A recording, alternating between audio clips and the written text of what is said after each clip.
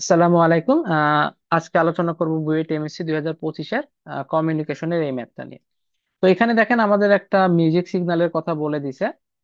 এটার একটা রেঞ্জ দেওয়া আছে। তো আমরা জানি যে আমরা যে ফ্রিকোয়েন্সি বের নিব, মানে যার নাইকুইস্টেট করব, নাইকুইস্টেট মানে কি ম্যাক্সিমাম ফ্রিকোয়েন্সির লিস্ট ডাবল, এটা হচ্ছে আমাদের নাইকুইস্টেট। তাহলে এখানে ম্যাক্সিমাম ফ্রিকোয়েন্সি কত? 5000 হার্জ। অথবা এটাকে আমরা কিলোতে লিখে দিই, তাহলে আমাদের হিসাব করাটা একটু সুবিধা হবে। তাহলে এটা হচ্ছে আমাদের ম্যাক্সিমাম ফ্রিকোয়েন্সি। আর নাইকুইস্ট রেট কত হবে? নাইকুইস্ট রেট হচ্ছে ম্যাক্সিমাম ফ্রিকোয়েন্সির দ্বিগুণ, অর্থাৎ এই যে 2 FM। তাহলে 5 দুগুণে 10 কিলো হার্টজ। আর প্রশ্নে বলতেছে স্যাম্পলিং করতে হবে এই 60% হায়ার দেন নাইকুইস্ট রেট। তাহলে আমাদের স্যাম্পলিং ফ্রিকোয়েন্সি হবে নাইকুইস্ট রেটের 60% বেশি। তো 60% বেশি মানে 160% বোঝায়। তার মানে ওইটাকে 100 দ্বারা ভাগ করলে হয় 1.6 ইন্টু 10। তাহলে এটাই হচ্ছে আমাদের স্যাম্পলিং রেট। এটা হচ্ছে 16 কিলো হার্টজ। এখন খেয়াল করে দেখেন, কোয়ান্টাইজ করতেছে 8 বিট পার স্যাম্পল, প্রতি স্যাম্পলে 8 bit. Find the level of quantizer. যেহেতু এন দেওয়া আছে, এন মানে হচ্ছে 8, তাহলে লেভেল কত হবে? 2 to the power 8। 2 to the পাওয়ার 8 মানে হচ্ছে 256 লেভেল। এটা একটু দেখি। 2 to the power 8, 2 to the পাওয়ার 8 মানে 256 লেভেল। আর এটা হচ্ছে একটা অ্যান্সার, যেহেতু আমাদের লেভেল বের করতে বলছে, এটা অ্যান্সার। আরেকটা বলতেছে এই যে আমরা করতেছি, এটা হচ্ছে প্রত্যেকটা ফ্রেমে দুইটা করে সিনক্রোনাইজিং বিট ইউজ করতেছে। দেখেন একটা ফ্রেম কিভাবে সাজানো হয়। এখানে আমাদের টোটাল সিগন্যাল আছে 10টা। এই যে এরকম ধরেন কথার কথা 10টা সিগন্যাল আছে। আচ্ছা, আমি বোঝানোর সুবিধার্থে সব 10টা দাগ আর দেখাচ্ছি না, ধরে নেন যে এখানে আমাদের টোটাল 10টা সিগন্যাল আছে। তার একটা ফ্রেম কিভাবে তৈরি হয় একটু খেয়াল করেন। এটা মনে করেন একটা ফ্রেম।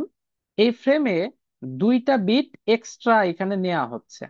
এটা একটা সিম্পল হিসাব যে দুইটা বিট এক্সট্রা নেওয়া হচ্ছে। আর বাকি যে জায়গা, এই জায়গাতে প্রত্যেকটা চ্যানেল থেকে আমাদের সিগন্যাল নেবে। তো যেহেতু মানে প্রত্যেকটা সিগন্যাল বলি, চ্যানেল বলি, যাই বলি, 10টা যেহেতু সিগন্যাল আছে, প্রত্যেকটা থেকে নেবে। এবং দেখেন বলে দিছে যে 8 বিট পার স্যাম্পল, মানে প্রত্যেকটা স্যাম্পল থেকে 8টা করে বিট নিচ্ছে। তাহলে এর থেকে 8টা নিবে, এর থেকে 8টা নিবে, এর থেকে 8টা নিবে, তাহলে টোটাল আছে কয়টা? 10টা। তাহলে টোটাল 10টা থেকে প্রতিটা থেকে 8টা করে বিট নিয়ে কিন্তু একটা ফ্রেম তৈরি করবে। তাহলে এটা হচ্ছে আমাদের একটা ফ্রেম। তাহলে টোটাল একটা ফ্রেমে বিট হলো কয়টা? টোটাল একটা ফ্রেমে বিট হলো হচ্ছে, মানে এইখানে এই ম্যাথের জন্য আসলো 80 আর 2 82 বিট। আর এই যে একটা ফ্রেমে যতগুলো বিট নেওয়া হয়, সেটাকেই বলে হচ্ছে ফ্রেম লেন্থ। তাহলে এই যে 82 বিট আসলো, এটাই হচ্ছে আমাদের ফ্রেম লেন্থ। তাহলে এটাই হচ্ছে আমাদের অ্যান্সার। এটা একটা অ্যান্সার চলে গেল। এবার তারপরের প্রশ্ন বলতেছে বিট রেট নির্ণয় করো। খেয়াল করে দেখেন যে ফ্রেম লেন্থ মানে একটা ফ্রেমে কয়টা বিট আছে সেটা মিন করে। আর ফ্রেম লেন্থ আর ফ্রেম রেট কি জিনিস? প্রতি সেকেন্ডে কয়টা করে ফ্রেম হচ্ছে আমাদের পাস হচ্ছে। আর ফ্রেম রেট নর্মালি মনে রাখতে হবে এরকম, যে আমাদের একটা সিগন্যালের ক্ষেত্রে স্যাম্পলিং রেট যা, ফ্রেম রেট অ্যাকচুয়ালি তাই। তাহলে ফ্রেম রেট সমান হচ্ছে স্যাম্পলিং রেট।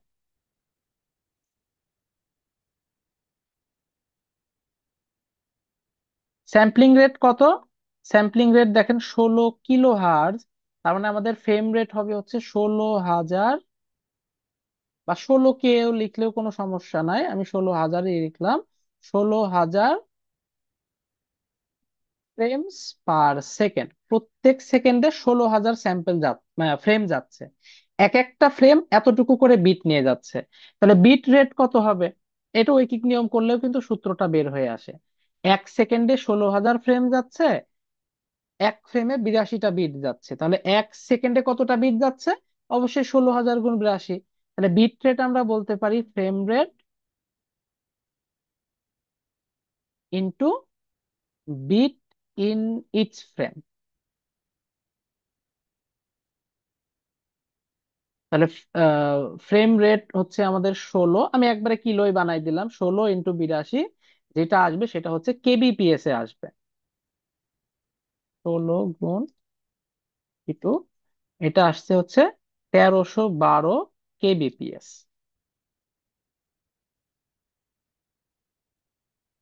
এটাকে চাইলে আমরা এমবিপিএস ও দেখাইতে পারি। কিভাবে? স্বাভাবিক কথা, কেবিপিএস কে 1000 দ্বারা ভাগ করে দিলে সেটা এমবিপিএস এ চলে আসে। আর এটা 1.312 এমবিপিএস।